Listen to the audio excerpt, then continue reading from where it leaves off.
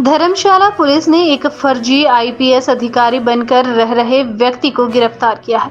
आरोपी एनसीबी का अधिकारी बनकर खनियारा में किराए के मकान में रह रहा था। पुलिस ने आरोपी के कब्जे से कार, बाइक, पिस्टल का कवर, पासपोर्ट, फर्जी आई कार्ड और 2 वायरलेस सेट भी बरामद किए हैं।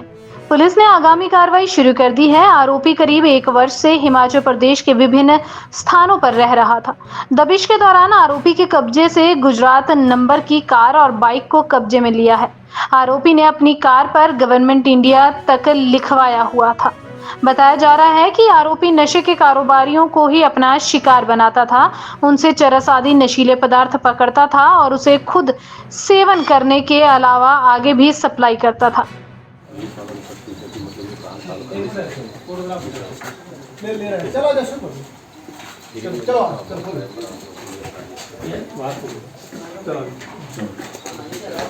सबसे पीछे ना छोड़ा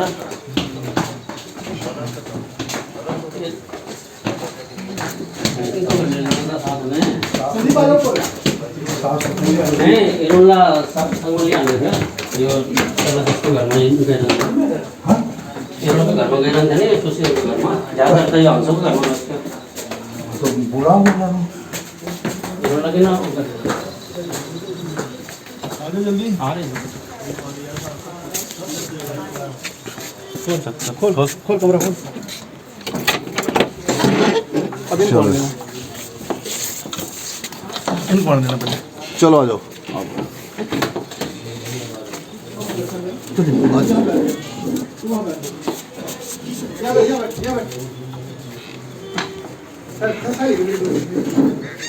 आप आ जाओ एक कौन देखो शू चेक करो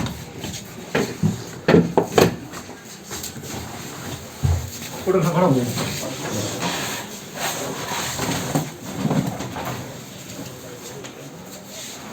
बैग खोल नहीं खुलता नहीं उठा तो खाली है उठा लो ठीक से हाँ नीचे से उठा नीचे हाँ नीचे खाली है ना ठीक है पहले गद्दा सही हाँ जी ओके क्या कर सकते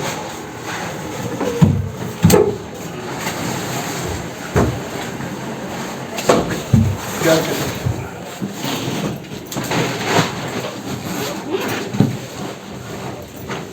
ये जो काम की चीज है इधर देखो पासपोर्ट काम की चीज इधर रखिए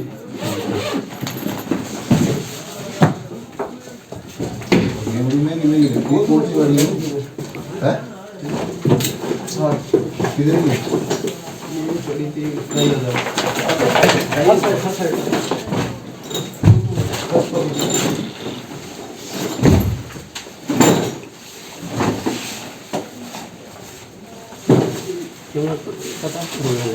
किलो का बजाय इरोला लेने नहीं संग में वो तो ये सब घूमी रहा थे क्या किलो साल पछाड़ी बजाय नहीं उसको घर में गए रंजन जाते हैं आंटा घर में जिन्हें बुलांच ले ले तेनों घर जा जा पूछ क्या है कि साला क्यों तो घर में नहीं कहीं रंग के जा रहे म त यहाँ घुमिरहेको थिएँ क्या त्यतिखेर आएको म खडा गरेँ नि मलाई त्यो तिम्रो बुझ्यो फोन गऱ्यो फोनै उठाइरहेको थिएँ 200 ग्राम के हो 17,000 रुपये गाडीमा वो तो इसका हिसाब क्या तो पीछे ना अब आया ये तो पढ़ने वाला बच्चा है ना बीच में सी बुझ्यौ हाँ तो तला जा स्टूडेंट ना इसको वही बरोबर जा रहा हूँ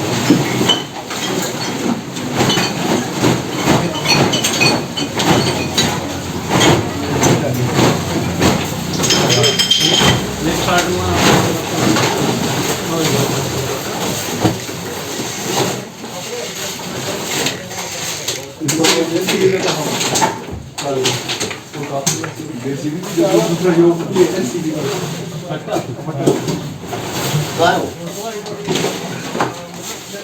एनसीबी का पता था।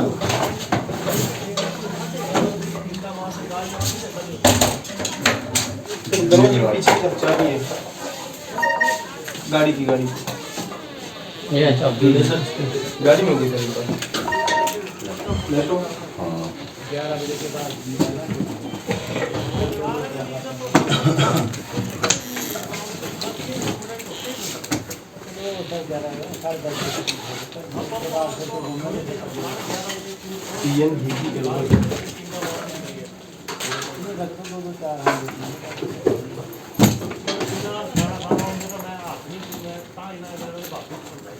तो एनसीबी का पता था आपको? गाड़ी में चाबी दे दो सर उसमें। गाड़ी की हाँ। सर ये वीडियो वाले ना सर।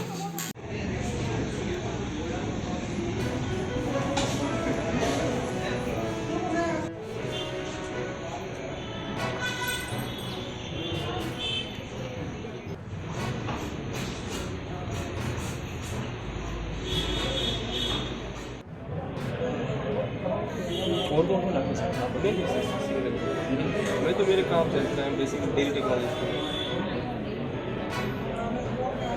ये अपने पास रखे हुए हैं, कुछ उसके पास अपना पहचान पत्र उसने बनाया हुआ है, एनसीबी के लोगो एम्बलम जो है वो लेके अपनी गाड़ी जो है उसमें भी उसने उसको इंस्टॉल किया हुआ है। और वो प्रोजेक्ट था कि मैं ऑफिसर हूँ बहुत बड़ा और मैं किसी सीक्रेट मिशन के तहत यहाँ रह रहा हूँ।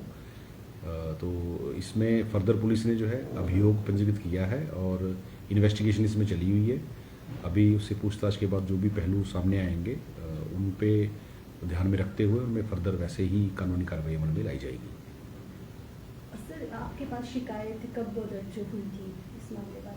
ये शिकायत पिछले कल ही जो बर्गर कंपनी शॉप के ऑनर हैं तो उनकी तरफ से हुई थी, क्योंकि वो लड़का उनके किचन में ही काम करता है और किचन में काम करने के दौरान ही उसने अपने आप को प्रोजेक्ट किया। पहले उसने अपने आप को कुछ और बताया था, लेकिन बाद में जब वो काम करने लगा तो जो कुछ सामान अपने साथ लेके चला हुआ था उस सामान को जब उसने पूछा कि भी ये क्या है तो उसने बताया कि मैं इस प्रकार का सीक्रेट एक काम कर रहा हूँ, एनसीबी का ऑफिसर हूँ मैं। और अपने आप को उसने आईपीएस अधिकारी के तौर पर भी अपनी पहचान दी। तो उसको शक हुआ कि ये शायद अपनी पहचान छुपाकर कोई गलत कार्य को अंजाम दे रहा है और जागरूक रहते हुए उसने स्थानीय थाना को इसमें इंफॉर्मेशन दी, जिसमें अभियोग पंजीकृत करके उसको हिरासत में लिया गया। इसके बाद क्या कुछ कार्रवाई जो अमल में लाई जाएगी? इसमें कानूनी प्रावधानों के अंतर्गत अभी पूछताछ जारी है। हम उनके डॉक्यूमेंट वेरीफाई करेंगे, क्योंकि जो उसने अपना एड्रेस और नाम बताया है हो सकता है कि वही फर्जी हो।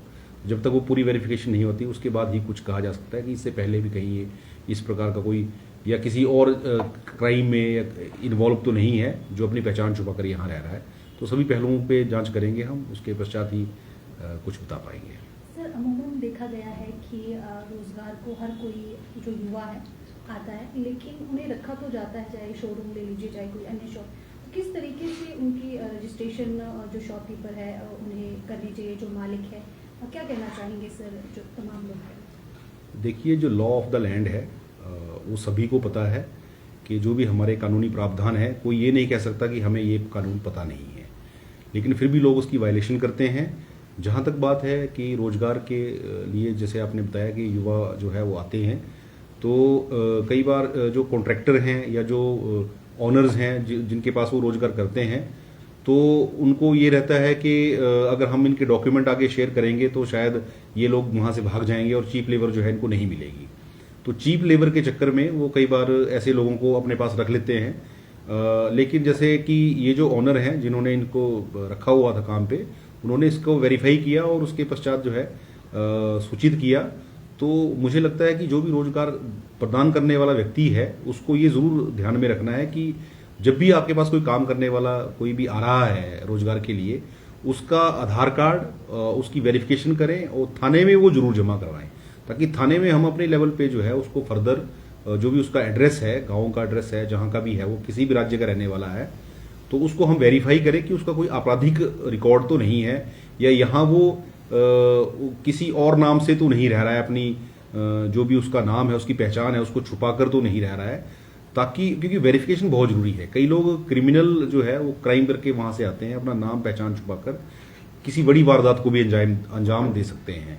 एनडीपीएस में सम्मिलित होते हैं, नारकोटिक्स दूसरी चीज़ों में जो है गलत गतिविधियों में सम्मिलित होते हैं, ठगी के मामलों में सम्मिलित होते हैं और इन्फॉर्मेशन लेकर कई बार जो है किसी दूसरी गतिविधियों में भी वो संलिप्त जो है वो हो जाते हैं। तो जागरूकता ही इसका समाधान है। जितना आप जागरूक होंगे आप अपने आप को भी किसी क्राइम होने से बचा पाएंगे और ऑब्वियसली समाज को भी हम तभी बचा पाएंगे। सर इसका कोई साथी वगैरह भी था या? अभी शुरुआती तौर में तो सिर्फ यही अकेला मिला है। अभी हम वेरिफिकेशन कर रहे हैं इसके, जो भी कॉल रिकॉर्ड्स वगैरह सारा देखकर किन लोगों के संपर्क में है, उसके पश्चात ही इसमें फर्दर कुछ डिटेल की जाएगी।